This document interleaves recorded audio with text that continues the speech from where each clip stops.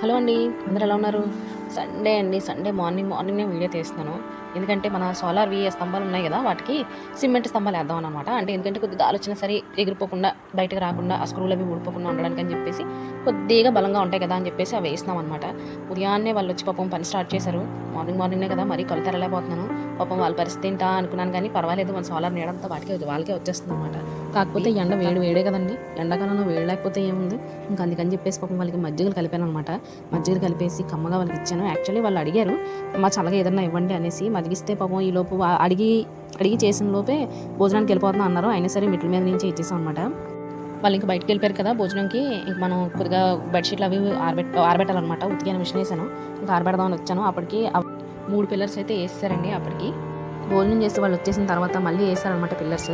First ఇది ఉదయం వేసినప్పుడే ఊడిపోయిందండి. ఇప్పుడు కూడా అది ఇక్కడ చూపించాను కదా, మొత్తం అదంతా కూడా పాపం పడిపోయిందనమాట. పాపం భలే బాధ అనిపించింది. పాపం కష్టపడి చేస్తున్నారు ఎండ వేడితోని, కానీ అది అలా పడిపోయేసరికి భలే బాధ అనిపించింది. మళ్ళీ పాపం ఏదోలాగా ట్రై చేస్తున్నారనమాట. అదిగోండి దానికి ఏదో గ్రీస్ లాంటిది అప్లై చేసి దాన్ని అక్కడ పెట్టి దాన్ని సెట్ చేసి స్క్రూలతోని అప్పుడు అందులో సిమెంట్ వేసి దాన్ని లెవెల్గా చేస్తున్నారనమాట. వీళ్ళు ఇదంతా చేసేసరికి చీకటి అయిపోయింది పాపం. నేనైతే మాత్రం ఇంకా చీకట్లో వచ్చి చేయలేను కదా వీడియో, అందుకని చెప్పేసి ఇదిగోండి మార్నింగే వచ్చి తీసాను అనమాట.